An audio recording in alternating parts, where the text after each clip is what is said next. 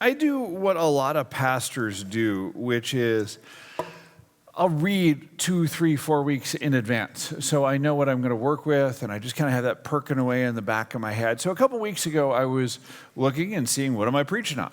And I'm like, oh, I'm doing this passage out of Luke 6, Jesus is Lord of the Sabbath. And I'm like, boom, know exactly what I'm going to do. But then as I wrestled with that passage, as I kind of worked through it, I'm like, that's not right. It's not where I need to be. So let me walk through kind of my first gut reaction of what this sermon was going to be. And I want to see if you have the same reaction that I did. See, what we've been doing is we've been walking through the Gospel of Luke since Christmas, and we're going to keep doing this till Easter. And I really like doing this because you get this sweep of the story. You get to understand how everything fits together. And what we've got going on here is Luke has given us 2 stories of Jesus doing something on the Sabbath and the argument that he has with people. So in this first story that we just heard Pee Wee read, Jesus and his disciples are walking through the wheat fields, and they're hungry, so they grab some of the wheat off of the stalks of grain and rub them in their hands, eat them.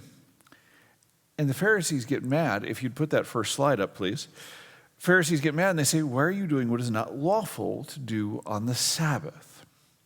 Now, let's take a minute and unpack this. Because when we read this story, we think the wrong part is they're stealing the wheat. But that's not a problem in that culture.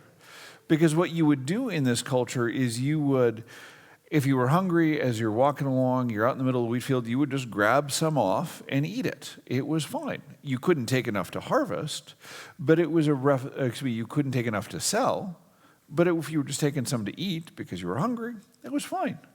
It was a reciprocity thing because the person who owned that field would know that at some point in time they were going to be out somewhere else and they couldn't just go to Quick Trip. So you had to grab some wheat off of the field. And that was fine to do in that culture.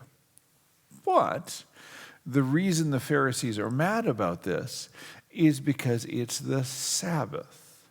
And the law that was given to Moses by God was to remember the Sabbath and to not work on the Sabbath. The day was set aside for prayer, for rest, for family, for those things to restore your soul. And what the Pharisees said is you're not supposed to work. And they had all sorts of rules about what work was. And so it's like harvesting wheat is obviously work, so don't do that. You're breaking the law. So this thread picks up because Luke pairs this other story right with it. Because a little bit later, Jesus is at the synagogue, and there's a guy there with a withered hand. And so Jesus heals his hand. If you'd put up the next slide, please.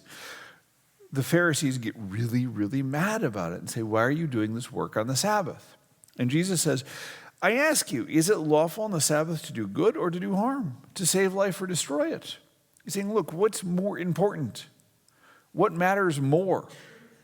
And he uses the example at another point where he's like, if your kid falls down a well, do you go take them up right now, even though that's work? Or do you say, hey, kid, sorry, you got to wait till Sabbath is over. I'll get you soon enough. Okay, what do?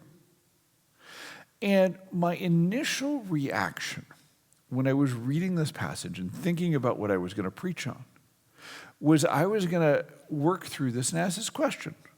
What is some rule or custom or tradition that you have that might have been given by God, which you might worship more than God? Because that's what's going on with the Pharisees. They've been given this. They've been given the rules of the Sabbath by God, but then they've come to worship that more than they worship God. And I am a pretty good student of human nature. And given a little bit of time, I bet I could find that point in your life where there's that rule or tradition that you might worship more than God. And that's an interesting place to be as a preacher. But here's the thing.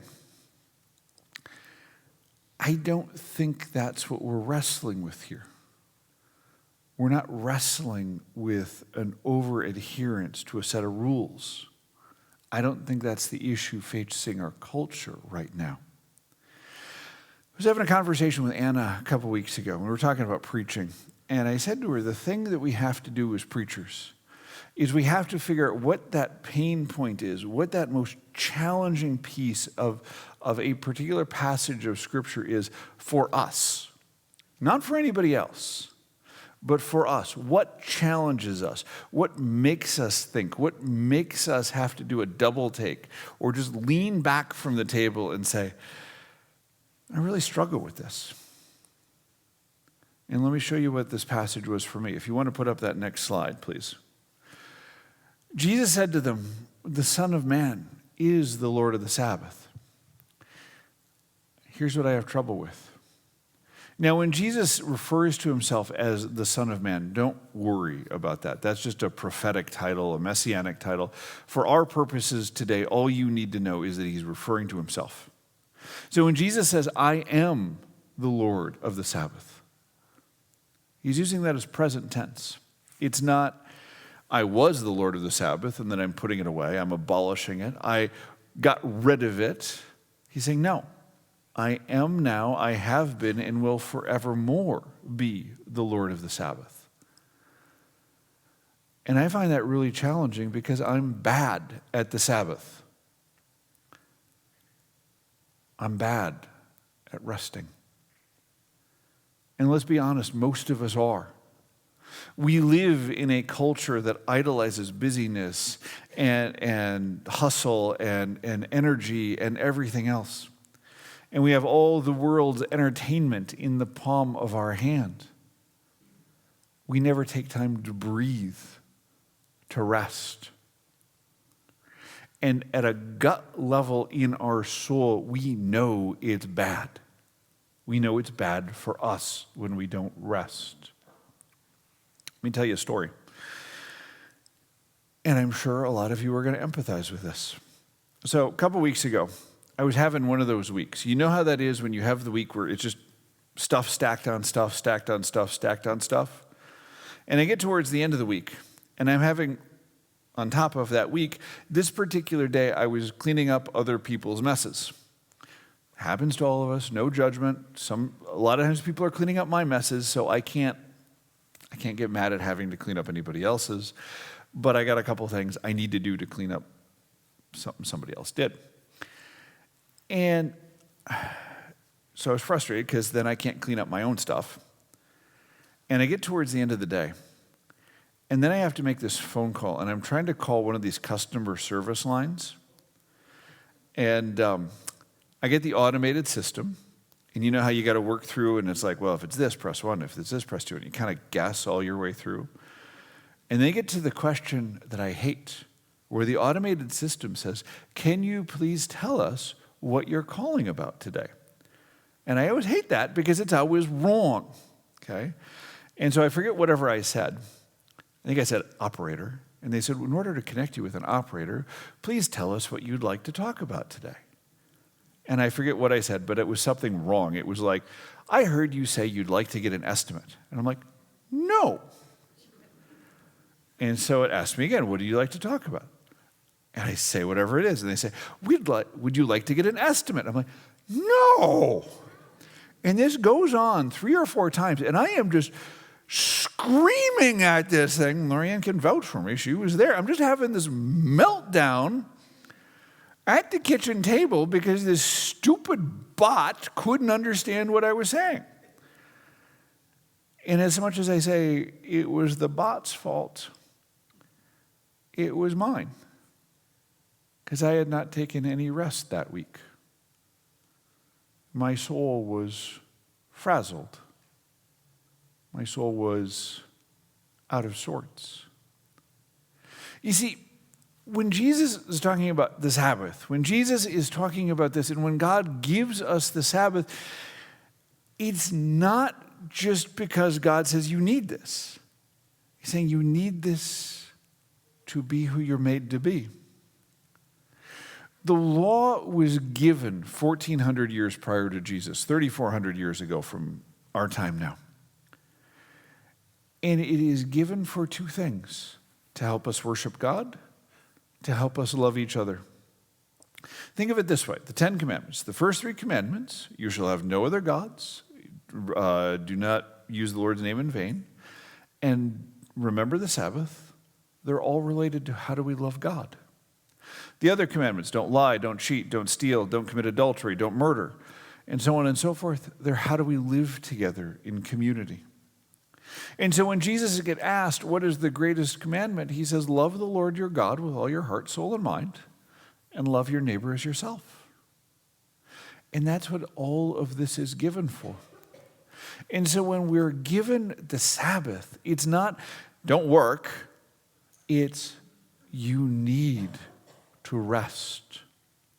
And oftentimes we do this thing where we think the Sabbath and we just say, okay, we're going to go out and party, we're going to go out and play, we're going to go out and do these 18 things, and we're going to cram as much into this as we can. But what it's designed for is to rest, and to rest in God's presence.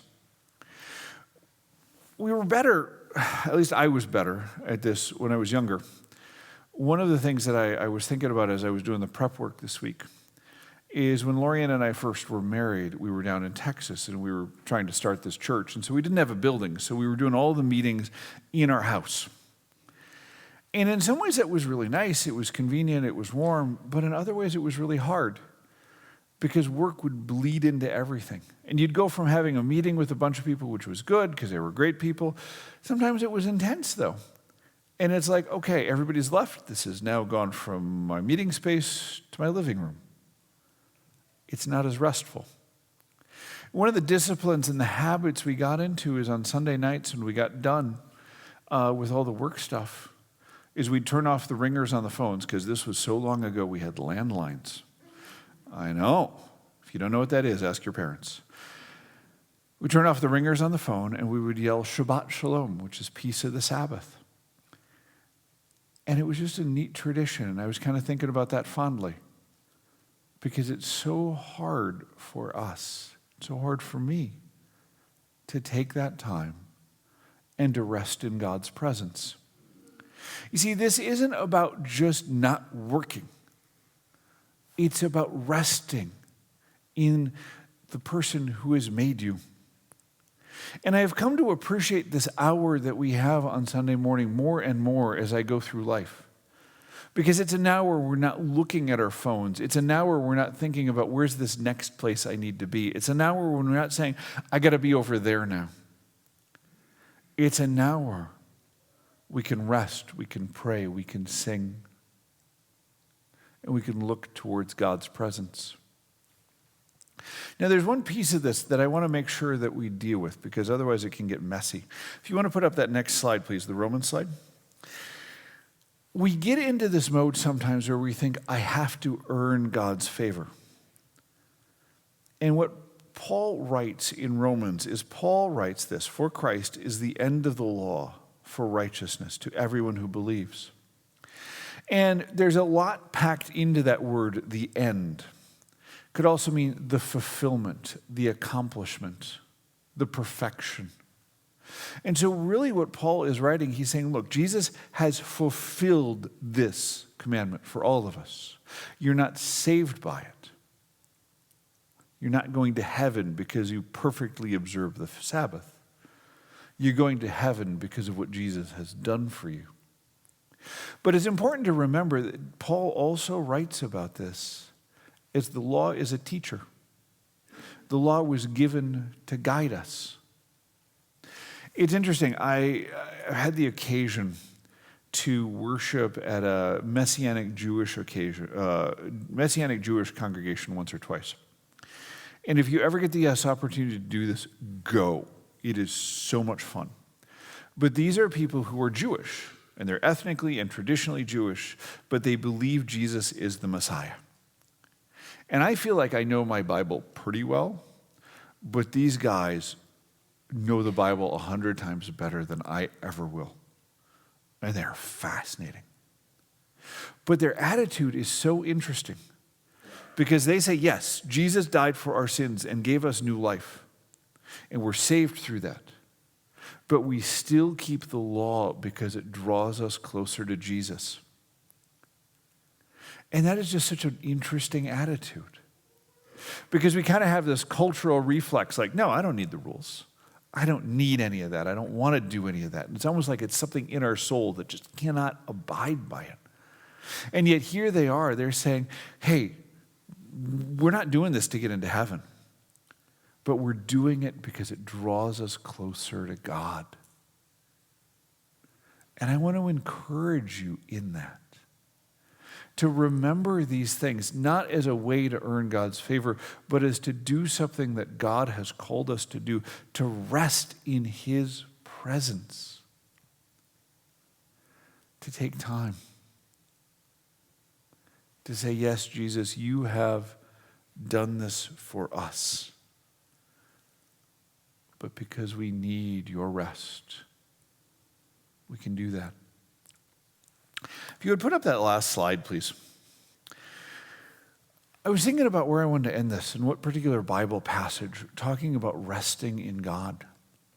And there's so many different places. Well, the first thing that went to my mind is Hebrews, where it talks about the Sabbath rest and that eternal rest. I thought about Isaiah and the classic, be still and know that I am God. But I wanted to pick something that we normally don't look at because I just feel like I wanted something fresh, something different to share with you guys. And so I found this passage out of Psalm 116. The Lord preserves the simple, and when I was brought low, he saved me. Return, O my soul, to your rest, for the Lord has dealt bountifully with you. And I just love those words. Return, O my soul, to your rest. And I want to encourage you this week to rest in God, to rest in his presence, to pray, to meditate, to listen, to sing, to find those Sabbath times and mark them out so they're not getting crowded out by the busyness and the hustle that we all need to do. And return to rest. Amen.